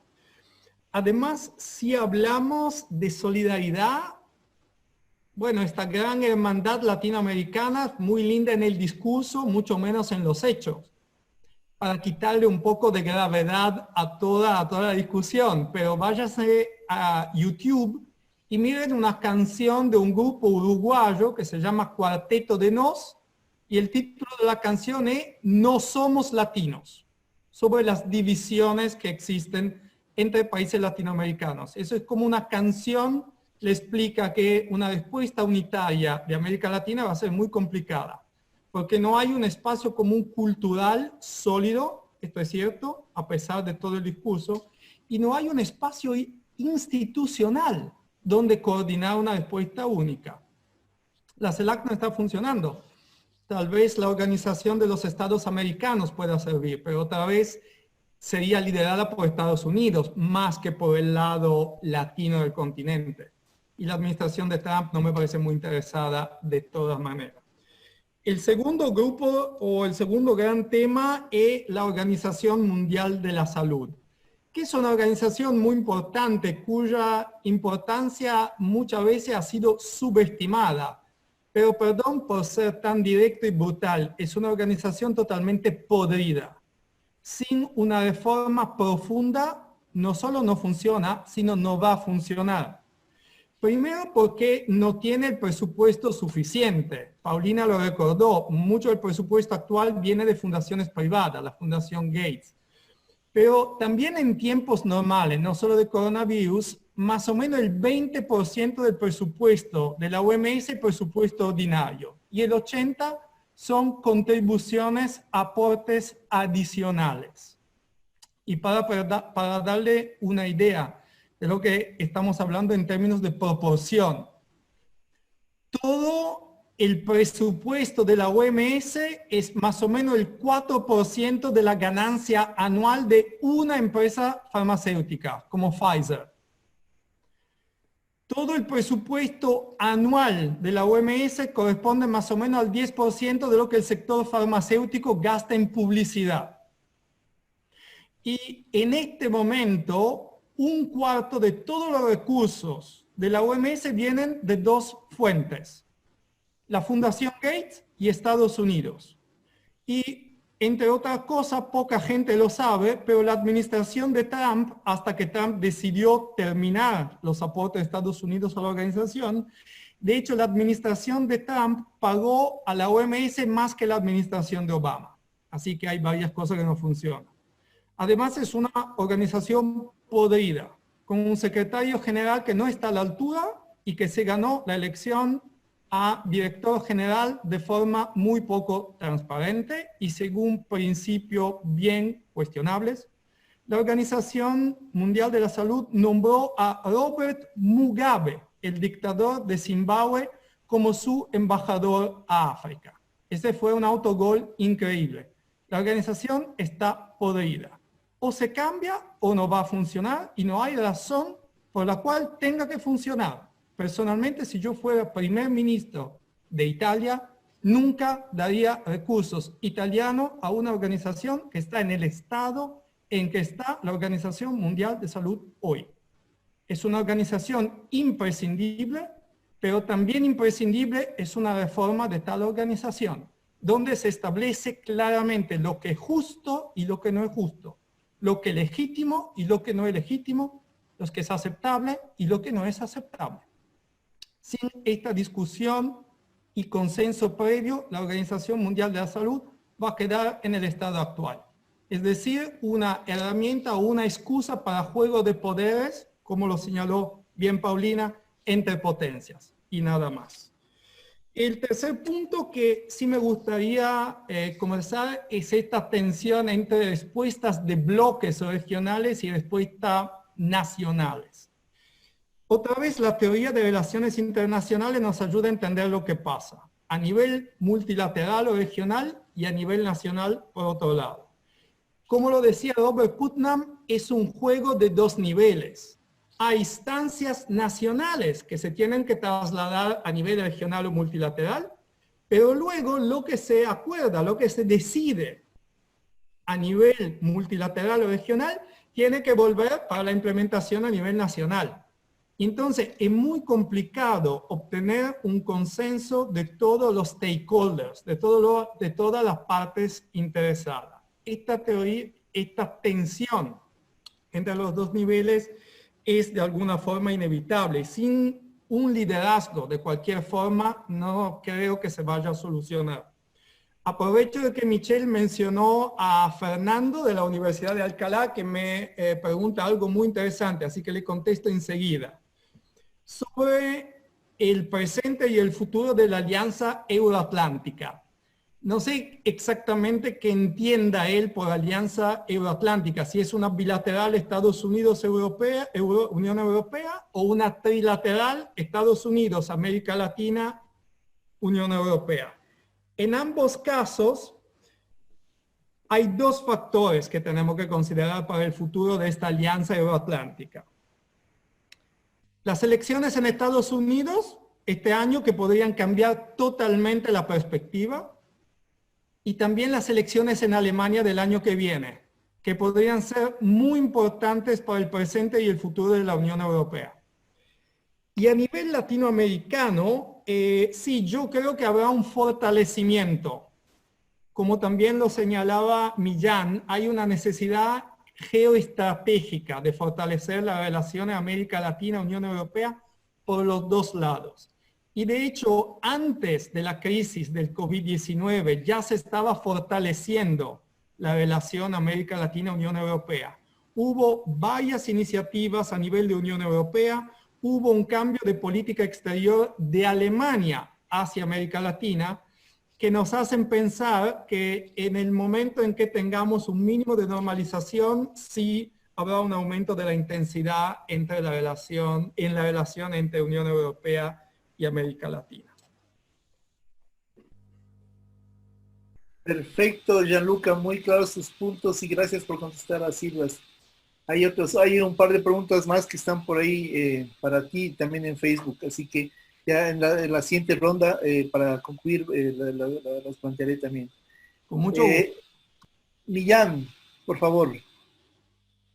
Sí, no, apuntalar dos o tres cuestiones, ¿no?, que ya han comentado.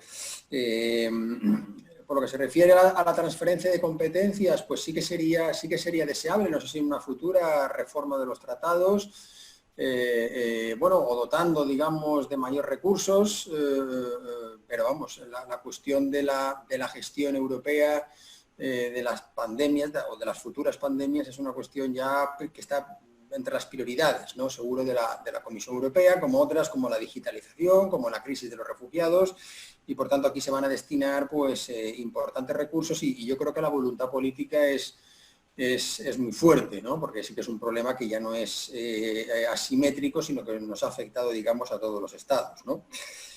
Y también en el terreno de combatir las narrativas engañosas, por supuesto. En cuanto a una investigación internacional, ya se ha apuntado, ya no solo por Estados Unidos, sino por Australia, ha sido de los que están capitaneando. Australia tampoco no es un estado muy sospechoso, ¿verdad? Es una democracia también muy consolidada y es de los estados que ha planteado una investigación internacional, lógicamente mirando a China. Se ha sumado obviamente Estados Unidos, algunos estados del mundo anglosajón, Reino Unido y estados de la Unión Europea, Francia y Alemania, ¿no?, por lo menos de manera individualizada. No sé en qué lugar quedaría la OMS, porque la imagen pública internacional de la OMS ha quedado bastante dañada y devaluada y no sin razón, ¿verdad? Sobre todo por lo que se refiere a la dirección de la OMS, ¿no? La OMS es una organización internacional, obviamente la componen funcionarios y agentes, pero en cuanto a los órganos directivos y su director general, pues la verdad que ha adolecido de total transparencia, ¿no?, desde los primeros brotes, ¿no?, de esta crisis. Bueno, es cierto, a la hora de adoptar represalias, es cierto que el derecho internacional sí que establece una obligación de diligencia debida, eso está bien consolidado en la práctica arbitral, en la práctica judicial. Es decir, un Estado tiene que utilizar su territorio de tal manera que no se perjudique, ¿no?, a terceros Estados. Y por tanto de ahí se puede efectivamente deducir, ¿no?, y atribuir responsabilidad internacional y la obligación de reparar. Otra cosa es dónde se lleva a cabo la investigación. Yo no sé si China estará muy por la labor de dejar entrar en su territorio un equipo internacional, sea o no dirigido o que esté por la OMS o con integrantes de la OMS y otros estados, ¿no? Pero desde luego cuando la pandemia, pues esperemos que lo más pronto que tarde, pues empiece a remitir y estemos ya en otra fase de crisis económica y adoptando otro tipo de medidas, pues seguramente esto se va a plantear con más insistencia, ¿no? Por los daños económicos y efectivamente para evitar, ¿no?, futuras pandemias sanitarias de origen de mutación animal, ¿no?, sabiendo dónde efectivamente estaba el foco de la pandemia. Y bueno, en cuanto a América Latina, es cierto que bueno, la Unión Europea no aparte de líneas de crédito pues muy beneficiosas, pues trata a América Latina como un socio comercial, por lo general, ¿no? Es así. Incluso, bueno, pues durante este periodo han pasado, durante esta batalla, ¿no?, pues dos noticias recientes han pasado casi desapercibidas. Argentina, por ejemplo, ha anunciado la retirada parcial del Mercosur porque se va a centrar, dice, en la lucha contra la pandemia. Obviamente no afecta al acuerdo de libre comercio con la Unión Europea, que de momento está paralizado por la falta de ratificación de los parlamentos de los países especialmente hay un problema con Argentina, con el gobierno argentino en este momento. Y por ejemplo, también se ha adoptado entre México y la Unión Europea la culminación de las negociaciones de un nuevo acuerdo comercial, ¿no?, que está también pendiente de ratificación. En ese momento, en otro momento este anuncio hubiera sido un hito, ¿no?, en el libre comercio del cual la Unión Europea es uno de los adalides, ¿no?, evidentemente, y un refuerzo considerable de las relaciones entre Europa y América Latina. Lo que ocurre que ha quedado pues oscurecido por la pandemia, ¿no? Lo que sí que se está apuntando por el representante de la política exterior y de seguridad común, ya se lo he oído un par de veces al señor Borrell, es por impulsar, teniendo en cuenta América Latina y la sensibilidad especial que España, y es una suerte que esté Borrell ahí, una respuesta multilateral, más robusta, digamos, que permita a América Latina acceder a financiación urgente, porque esa solidaridad de hecho que sí que tenemos los europeos, ¿verdad? Con el Banco Central Europeo, la Comisión Europea, pues esa institucionalidad eficaz, pues no la tiene América Latina. En ese sentido, sí que se ha apuntado que puedan acceder a líneas de crédito y a financiación urgente en el marco del G20 o en el marco del Fondo Monetario Internacional. Ahí sí que está presionando, digamos, o apoyando esa línea el alto representante de la política exterior y de seguridad común, ¿verdad? Bien, esos aspectos quería señalar. Muchas gracias, Millán. Voy a dar paso a 2 o 3 preguntas más que nos hacen falta aquí, que están planteadas en el chat y unas que están planteadas en Facebook. Todas son muy importantes. Algo tú ya dijiste ahora sobre esta que viene a continuación, que es ¿qué visión tienen ustedes sobre el futuro de los acuerdos comerciales en el actual contexto COVID-19 entre la Unión Europea y América Latina y el Caribe? En especial el acuerdo comercial multipartes con los países andinos. La pregunta la hace Pablo de la Vega. La siguiente es una pregunta más compleja. ¿Cómo se están afectando las mujeres europeas y latinoamericanas con esta pandemia? ¿Responden a esta crisis las actuales políticas públicas de igualdad de género? La plantea Paula Ávila. En Facebook tenemos unas preguntas. Entonces te debe hacer más angostita, ¿no? Ya. El micrófono que está abierto ahí. Sí, mi amor, en la escuela.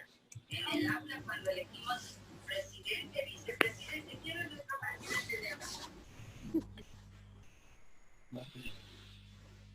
Las preguntas que están planteadas en Facebook, Andrés Patricio Causa dice: profesor Gianluca, respecto a la solidaridad, ¿cuál es la posición de la Unión Europea respecto a los campos de refugiados en las islas griegas, en los hotspots, viviendo el contexto actual de la crisis del COVID-19?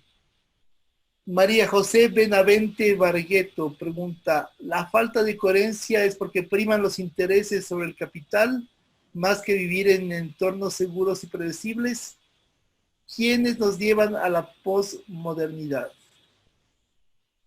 Son básicamente esos los temas ya de cierre que tenemos en el momento actual.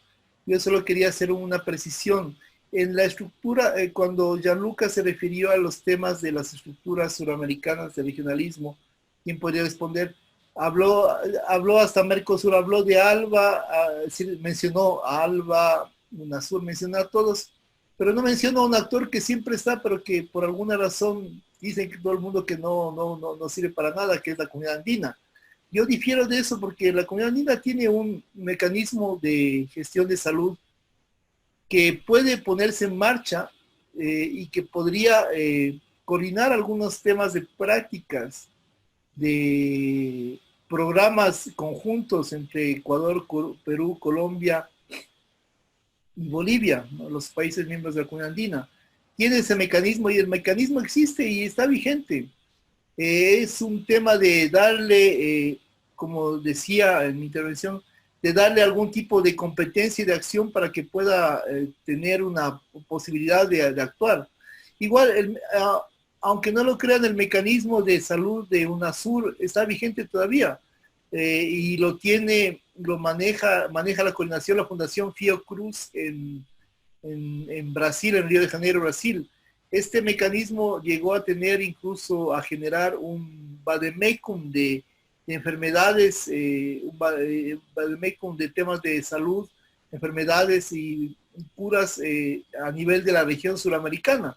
Entonces, hay varias estructuras que sí tienen capacidad y que han creado una capacidad de respuesta pero que por razones de desconocimiento, por razones de falta de visibilidad, no llegan a tener la trascendencia o la capacidad de acción que podrían tenerla, y que podrían ser mecanismos que tienen opciones de cooperación, en primera instancia, de cooperación entre estados pares que forman parte de un bloque o de bloques.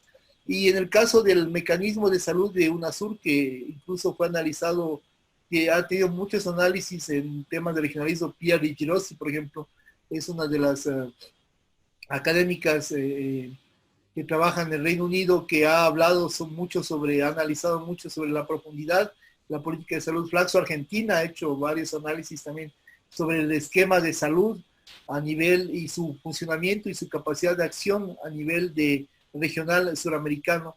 Entonces, son temas que yo creo que deberían ser tomados también en cuenta en función, ya mirando a nuestra región del otro lado del Atlántico, como medios regionales que pueden dar una respuesta a los temas. Paulina, por favor, tus comentarios sobre los temas, sobre las preguntas siguientes. Había una pregunta que quedó pendiente acá y que yo quisiera retomarla, que la hace Juan Carlos Aguirre, sobre si hay un reforzamiento del rol del Estado-Nación, ¿es posible pensar en un auge de líderes populistas en el futuro? Yo creo que la pandemia lo que está haciendo es nuevamente poner en tensión algo que ya venía.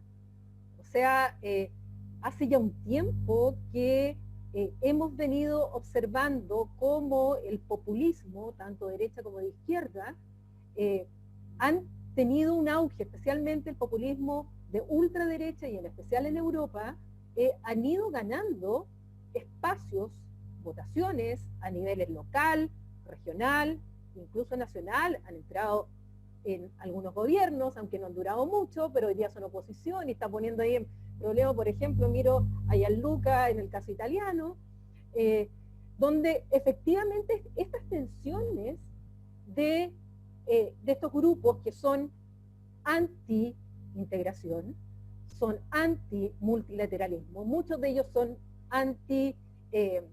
bueno, obviamente son antiglobalismo, y justamente ponen en tensión esta idea de una élite corrupta frente a un pueblo virtuoso y donde manejan ese discurso. Bueno, hoy día efectivamente están usando la pandemia para también sacar rédito respecto de esto. Dentro de esto, otra cosa que caracteriza mucho al populismo, sobre todo de ultraderecha, es la desconfianza de la ciencia, de los datos, de la estadística, de la evidencia, de los expertos. Aquí hay una frase de Michael Gove, ex ministro de Economía del Reino Unido, hoy día no sé qué, tiene un cargo importante en el gobierno de Boris Johnson. Bueno, Michael Gove en un momento dijo en la campaña del referéndum, bueno, que la ciudadanía estaba harta de los expertos. Bueno, justamente ese discurso, algunos hoy día directamente este populismo, sobre todo ultraderecha, está planteando directamente el negacionismo de los efectos de la pandemia. O sea, escuchemos a Jair Bolsonaro lo que dice. O aquellos grupos que hoy día están exigiendo en Michigan y apoyados por tweets del presidente de los Estados Unidos para que salgan luego del desconfinamiento. O sea, con los riesgos que hay. O escuchar al presidente de los Estados Unidos, que puede parecer una anécdota, pero para mí no lo es, que diga que proponga, aunque él diga después que fue un sarcasmo, cosa que no lo fue, que se tomara desinfectante o se inyectara desinfectante directamente a los pulmones para matar el virus. O sea, lo que nos puede parecer una estupidez, resulta que rápidamente las empresas multinacionales, las grandes empresas desinfectantes, tuvieron que salir con un discurso público rápido a decirle a la gente que por ningún motivo lo hiciera. O sea, si tuvieron que hacer eso, es porque hay gente que escucha y cree justamente estos discursos populistas, anticiencia, y que no creen en muchas cosas que hoy día la evidencia está poniendo encima. Esto ha pasado también con otros grupos, sobre todo en Europa, que han entrado en esta lógica de culpar a la Unión Europea cuando muchas veces tienen absoluta conciencia de que la Unión Europea no tenía las competencias para poder reaccionar o atacar con o sin razón a las organizaciones internacionales. Todas estas son parte de un discurso del populismo que ya venía y que evidentemente están aprovechando el momento para reforzarlo. Ahora, ¿qué efecto va a tener eso en un reforzamiento de un Estado-nación? Todavía yo estoy observando cuál va a ser el efecto, porque yo creo que igual ha habido un sector que se han dado cuenta que muchas de los remedios fáciles que estaban dando a problemas tan complejos que no tienen fronteras, en algún momento podrán hacer justamente que eso cambien y no sigan ganando votos en el futuro. Pero hay que ver eso en cómo va a evolucionar justamente esto en ese punto. Entonces, la verdad es que yo observaría eso. Además que había una crítica, incluyendo en Europa, y aquí estoy pensando en Hungría, justamente un ataque al Estado liberal. Entonces, y Víctor Orbán lo ha dicho con todas sus letras, que él prefiere un Estado iliberal. Y las medidas que ha adoptado lo ha puesto también en pugna con la propia Unión Europea, que ha iniciado procedimientos al interior, tanto en el caso de Hungría como en el caso de Polonia, donde entran en disputa también con ciertos valores democráticos fundantes de la propia integración. El tema está complejo y evidentemente los grupos, el populismo, sobre todo de la ultraderecha, está aprovechando también esta pandemia para lograr sus propios réditos políticos. Si va a ser, en definitiva, le va a traer esos réditos o no, tengo mis dudas. Yo creo que hay que observar las próximas elecciones. Gianluca hablaba de la próxima elección en Alemania.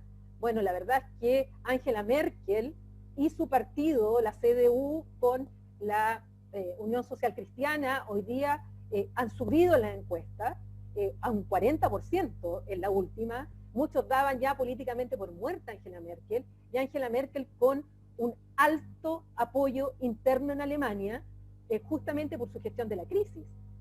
Lo que no veo paralelamente es una bajada de Alternativa para Alemania. Lo veo constante en un 14-15%, si no me equivoco, Gianluca. Quienes bajaron, sí, fueron los verdes y la socialdemocracia. Entonces, bueno, veamos cómo en cada uno de los países se va comportando esto para responder a Juan Carlos. Yo solamente quería agregar respecto a los acuerdos América Latina y el Caribe Unión Europea, que ya lo dijo Millán, el acuerdo de modernización con México ya se cerraron las negociaciones y está en etapa de ratificación. El acuerdo de modernización con Chile, estamos en negociaciones. No somos un país complicado para esto, lo más probable es que avancemos rápido en este acuerdo de modernización. No veo ahí que haya mayores obstáculos para esto.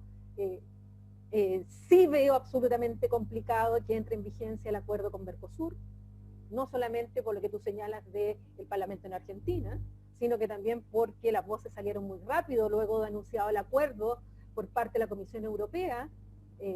Recuerdo que fue un G20 donde por sorpresa se anuncia que habían terminado la negociación y rápidamente aparece Emmanuel Macron poniendo ciertas reservas, apareció Irlanda poniendo otras reservas, Polonia, Austria, y además que esto tiene que pasar por las aprobaciones internas de los parlamentos, que yo lo veo muy complejo. Entonces, la verdad es que ese acuerdo yo veo muy complejo que entre en vigencia. No me refiero al acuerdo de país andino porque ya lo había mencionado o algo, y aquí el especialista está presente en el panel, que es Michel Levy, pero yo creo que eso, por lo menos los que están en negociación, no les veo mayor inconveniente. Lo que sí tengo mis ciertas dudas si ese va a seguir siendo el camino en el mediano y largo plazo. Si el libre comercio va a seguir tal cual como lo entendemos, si la globalización, entendida como esta transferencia a todo nivel, va a seguir siendo el eje que va a seguir llevando ciertas negociaciones, no lo sé. Estoy viendo cómo ya hay discursos dentro de la Unión Europea, donde están diciendo, y se lo escuché al presidente Emmanuel Macron específicamente, que la Unión Europea tiene que repensar su vinculación con el exterior y que tienen que preocuparse que ciertas empresas críticas no tengan que depender del exterior y sobre todo no depender de China. Y lo está pensando sobre todo en el caso de los insumos sanitarios, de los ventiladores mecánicos y de todo. Entonces ya están pensando, están repensando justamente cómo va a seguir siendo esta relación con el exterior, estos acuerdos multilaterales, y yo creo que eso sí va a tener un impacto, no solo para Europa, no solo para América Latina, más aún pensando en quién va a ser el próximo presidente de los Estados Unidos, si sigue o no el presidente Trump.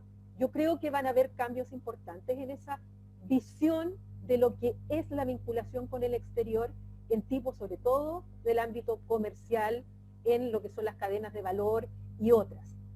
Va a haber una cierta... Nos dimos cuenta que somos vulnerables, y esa vulnerabilidad tal vez haga que se retroceda porque tengamos miedo de muchas cosas, y eso pudiera cambiar un poco el escenario también. Y sobre las mujeres, brevemente, ya lo he dicho, Antonio Guterres, secretario general de la ONU, uno de los grupos más vulnerables en esta pandemia somos justamente las mujeres sobre todo de los países más pobres, y aquellas que, muchas de ellas jefas de hogar, que mantienen solas sus casas, muchas de ellas con trabajo informal, sobre todo en países como en América Latina, que viven del día a día y que las cuarentenas los obligan a mantenerse en sus hogares con los hijos e hijas, y que además no en todos los países van a tener asistencia directa para que se queden en sus casas y poder mantenerse. Y ese es un gran problema para los países que tenemos estructuras mucho más débiles, somos mucho más pobres que países que, como los países europeos, le pueden inyectar directamente ayuda a las familias.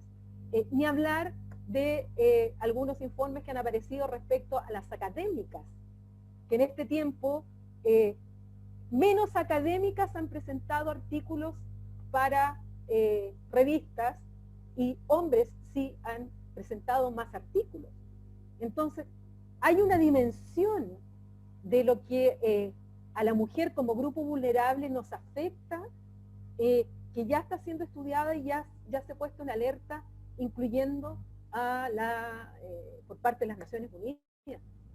Entonces, sí, en países vulnerables como los nuestros en América Latina es un gran tema lo que son las mujeres, y sobre todo en situación de pobreza o que son jefas de hogar. Es un problema porque si bien a todos la pandemia nos va a afectar, no nos va a afectar a todos por igual. Y esto va a aumentar brechas y desigualdad, lamentablemente. Eso. Gracias, Paulina. Muy interesante. Gianluca Gardini. Gracias, Michelle. Bueno, sobre el tema de las mujeres ya comentó Paulina. Sobre el tema de acuerdos comerciales específicos, Paulina y Millán ya mencionaron, y tenemos a Michelle que, claro, sabe mucho sobre el tema del acuerdo específico con los países andinos.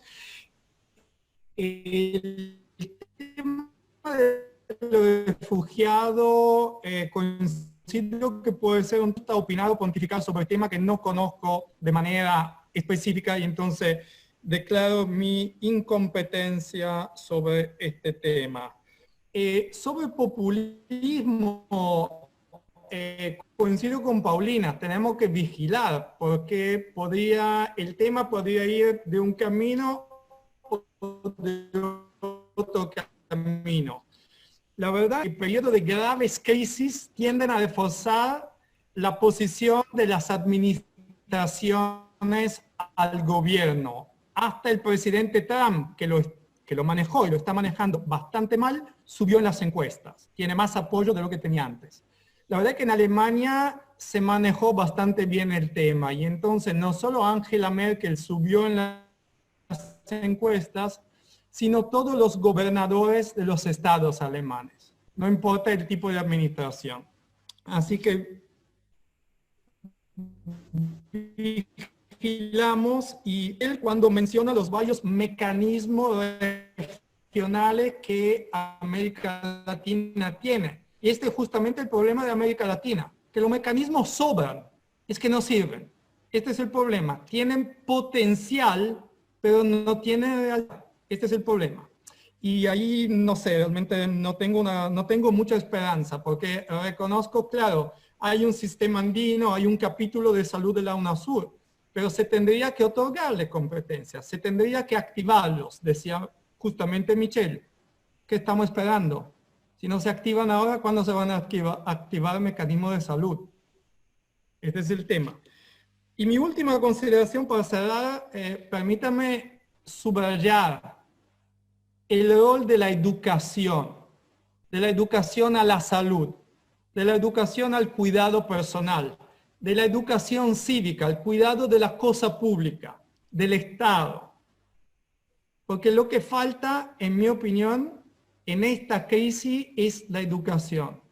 Estamos viendo de forma muy clara que hay una crisis de educación. Nuestros sistemas educativos no son súper performantes.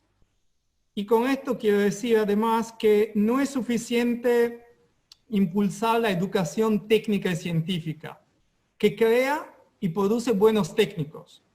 Para producir buenos ciudadanos, necesitamos un sistema de educación que incluya a las disciplinas técnicas y a las disciplinas humanísticas, que no son las que nos darán una solución al virus, pero son las que nos permiten pensar y replantear. Como decía Paulina, nos permiten repensar el todo, la organización nacional e internacional.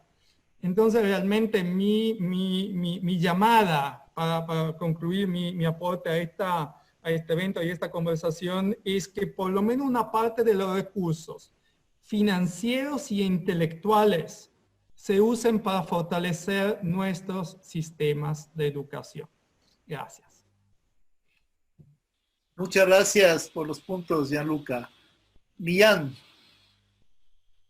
Sí, nada, brevemente, estoy de acuerdo en lo que han dicho mis colegas. Es cierto, en cuanto al ataque, ¿no?, de estos regímenes iliberales, pues, el otro día el alto representante de la política exterior lo dijo, pues sin caer en el proteccionismo, que obviamente la Unión Europea no va a caer ahí, va a seguir abanderando el libre comercio. Debemos protegernos, una cosa es protegernos y otra cosa es el proteccionismo, ¿no? Y por tanto, en la línea que ha señalado Paulina con las acciones que había anunciado Macron, pues efectivamente la Unión Europea, por ejemplo, ha establecido un régimen de vigilancia respecto a inversiones extranjeras directas dirigidas en un periodo como el actual, donde bueno, muchas empresas, su precio de la cotización en bolsa ha caído drásticamente, que pudieran empresas estratégicas, sectores estratégicos, caer en manos de capital inversor foráneo, ¿no? Por tanto, la Unión Europea va a vigilar en buena medida ese tipo de inversiones externas, ¿no?, para evitar, ya digo, que empresas energéticas, por ejemplo, pues pudieran, digamos, caer en manos de inversores extranjeros que sí que tienen, digamos, cash, ¿no?, en este momento. Eso no es proteccionismo, pero sí que es protegerse, ¿no? En cuanto a la cuestión de la mujer, fijaros que a principios, aunque ha caído, la pandemia se la ha llevado todo por delante, pero creo que el 5 de marzo la Unión Europea, la Comisión aprobó un nuevo plan 2020-2025 para hacer efectiva y conectar la Agenda 2030 con su objetivo número 5, ODS número 5, igualdad de género y empoderamiento de mujeres y niñas, con la Agenda Mujeres, Paz y Seguridad, con un plan, y además dotado económicamente, 2020-2025, mucho más ambicioso. Esperemos que lo pueda desarrollar efectivamente pues cuando las circunstancias lo permitan, ¿no? Pero fijaros hasta qué punto la pandemia, con medidas importantes, dotadas de recursos económicos y de un plan específico, verificable, monitorizado, pues ha adoptado la Unión Europea en este sentido, ¿no?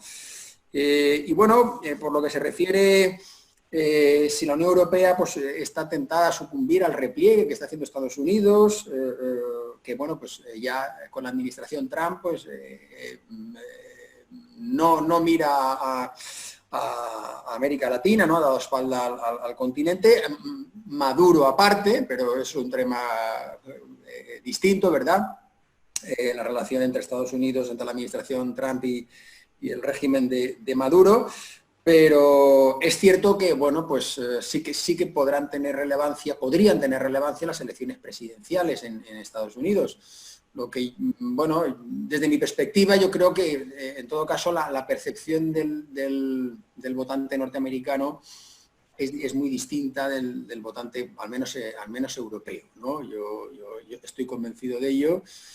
Y bueno, no es que se difuminen las responsabilidades, ¿no? Porque cada gobernador efectivamente ha adoptado políticas distintas, ha habido dimisiones, ceses, en fin, rectificaciones constantes del señor Trump, pero ya digo que esto va a depender mucho de la recuperación rápida o no de Estados Unidos y bueno, pues también del candidato demócrata.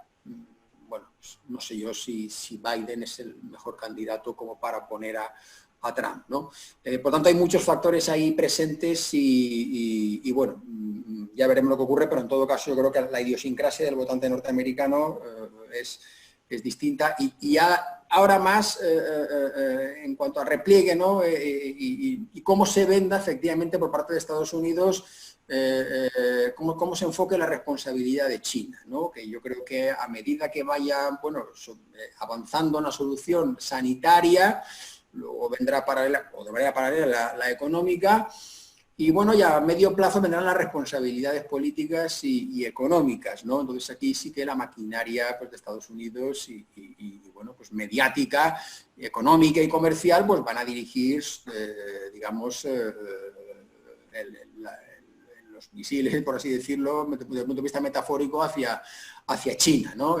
Y por tanto, bueno, pues esto yo creo que va a estar muy presente en la campaña a las presidenciales de noviembre. En fin, simplemente quería apuntaros esas breves cuestiones. Muchas gracias a todos por su participación.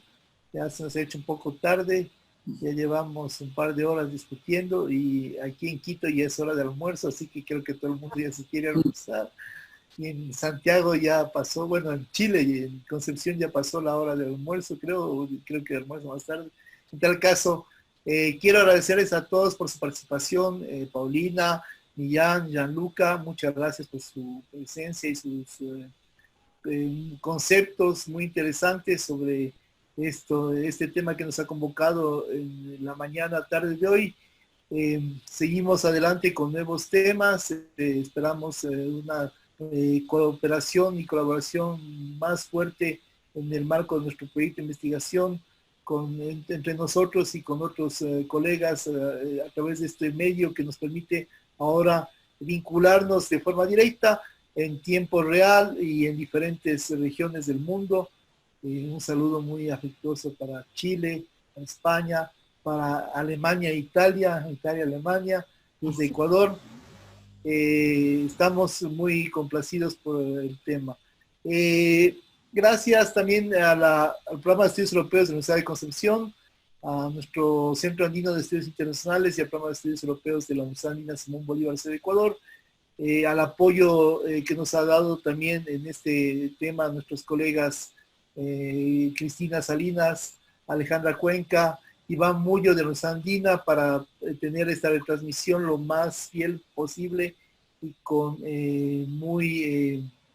la mayor fidelidad. Sin más, un gran abrazo a todos y seguimos en contacto para tratar nuevos temas que tengan que ver con esta relación birregional, la Unión Europea, América Latina, el Caribe y con las relaciones también del Estado de la Unión Europea a quien todos idolatramos. Gracias. Un abrazo. Muchas gracias. Un abrazo. Muchas gracias. Un abrazo. Hasta la próxima.